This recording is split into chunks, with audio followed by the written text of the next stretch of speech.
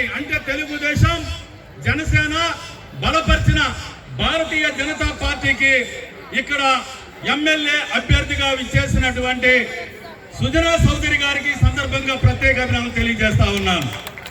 ఎందుకనంటే ఆయన ఎమ్మెల్యే అభ్యర్థిగా కాదు, ఈ నియోజకవర్గాన్ని దత్తత తీసుకున్నాడని నేను మనసా వాచా భావిస్తా ఉన్నాను.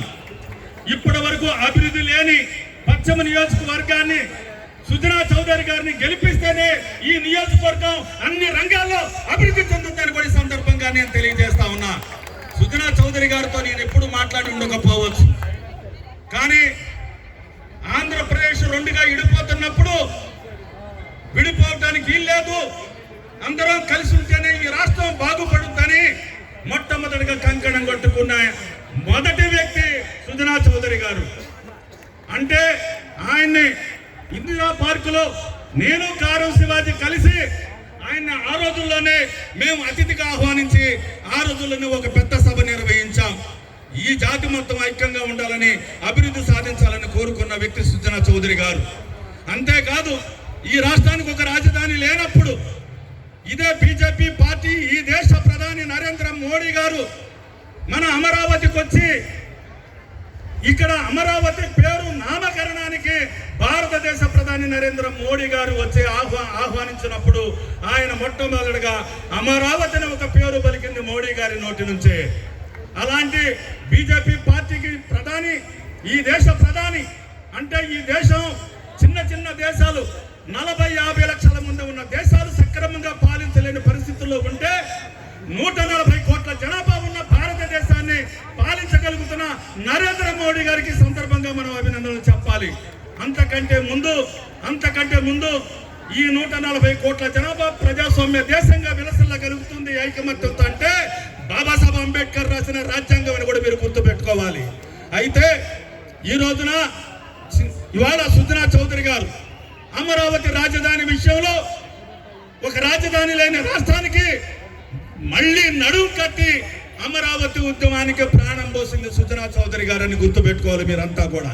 ఆయన కేవలం ఇక్కడ ఎమ్మెల్యేగా చూస్తే కాదు, ఇవాళ రాష్ట్ర రాజకీయాల్ని నడపగలిగే సత్తా దమ్మున్న నాయకుడు సుజనా చౌదరి గారని మీరు గుర్తుపెట్టుకోవాలి. అన్ని రాజకీయ పార్టీలకు ఆయన శక్తి ఏమిటో తెలుసు, ఆయన మెథడాలజీ తెలుసు. ఇవాళ ఇక్కడికి రావటం, ఈ పశ్చిమ నియోజకవర్గంలో పోటీ చేయటం మనందరి అదృష్టంగా కూడా భావించాలని మీ అందరికీ కూడా విజ్ఞప్తి చేస్తా ఉన్నా. అందుకోసం ఆయన కమలం గుర్తుకి నిలబడ్డారు. ఆయన్ని గెలిపించుకోవాల్సిన బాధ్యత ఇక్కడ ఎస్సీ ఎస్టీ బీసీ మైనారిటీ అగ్రకులాల వాళ్ళందరూ కూడా ఐకమత్యంతో ఆయన్ని గెలిపించుకొని అత్యధిక మెజారిటీతో గెలిపించుకోవాలని విజ్ఞప్తి చేస్తా ఉన్నా. అయితే అంతేకాదు చిన్ని గారు ఉన్నాడు, 2 సంవత్సరాలుగా ఈ జిల్లా ఎన్టీఆర్ జిల్లా మీద కష్టపడి పనిచేస్తా ఉన్నాడు.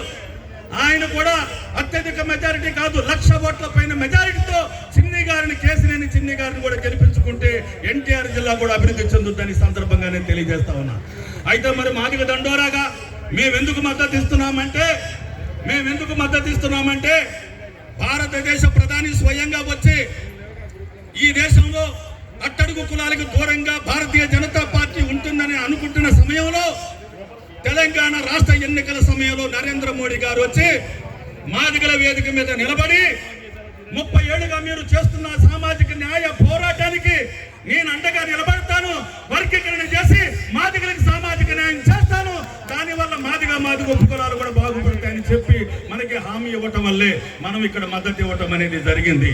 అంతేకాదు చంద్రబాబు నాయుడు గారు గత ఎన్నికలకు ముందు ముఖ్యమంత్రిగా ఉన్నప్పుడు మాదిగలు రెల్లి డక్కలి మార్చిని కొమ్ము సింధు బైండ్ల లాంటి కులాలకి సామాజిక న్యాయం చేయటం వల్ల 22,500 ఉద్యోగాలు మాదిగ ఉప కులాలకు వచ్చాయి. అంటే నారా చంద్రబాబు నాయుడు గారు రాష్ట్ర ముఖ్యమంత్రిగా ఉండబట్టే మనకు వచ్చాయి. కాబట్టి కేంద్రంలో బీజేపీ ప్రభుత్వ అధికారంలోకి రావాలి, రాష్ట్రంలో ముఖ్యమంత్రి నారా చంద్రబాబు నాయుడు గారు ముఖ్యమంత్రి కావాలి. జనసేన మరి తెలుగుదేశం బలపరిచిన సుజనా చౌదరి గారు ఇక్కడ ఈ పశ్చిమ నియోజకవర్గంలో ఎమ్మెల్యేగా గెలిపించుకోవాలని విజ్ఞప్తి చేస్తూ ఇవాళ వైసీపీ పార్టీని ఓడించాలనుకుంటున్నాం.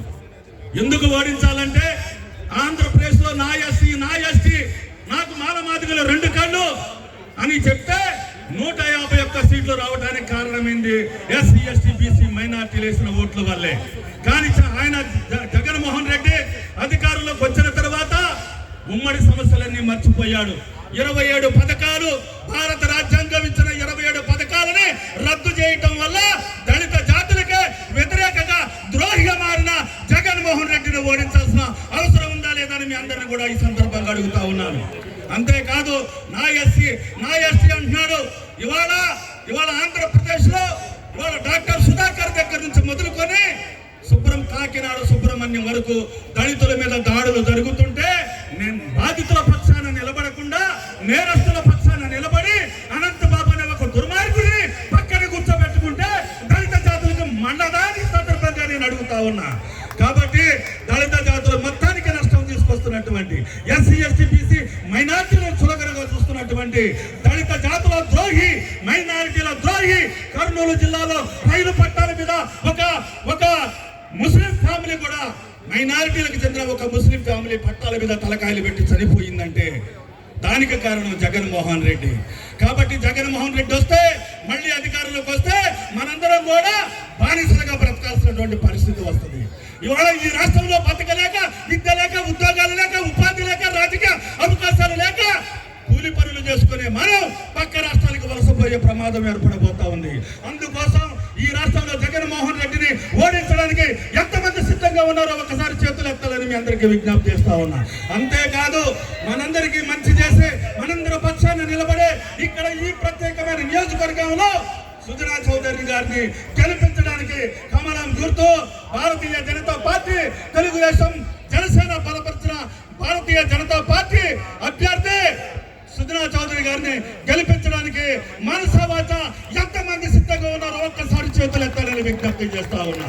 మనందరి సహకారంతో ఆయన గెలిస్తే మనందరి కండగా నిలబడతాడని మనసావాచ నమ్మే వాళ్ళలో నేను కూడా ఉన్నాను. ఇక్కడ మానవాదిగా కానీ ఎస్టీ దగ్గర శాతంగా ఉన్నాను. మన ఓట్లతో ఆయన సత్తా చూపించి గెలిపిద్దాం. జగన్మోహన్ రెడ్డిని మనం అంటే ఏంటో చూపించే విధంగా ఓడించడానికి మీ అందరూ సిద్ధంగా ఉండాలని విజ్ఞప్తి చేస్తూ ఈ అవకాశం ఇచ్చిన పెద్దలందరికీ ధన్యవాదాలు తెలియజేస్తూ నాగుల మీరా గారు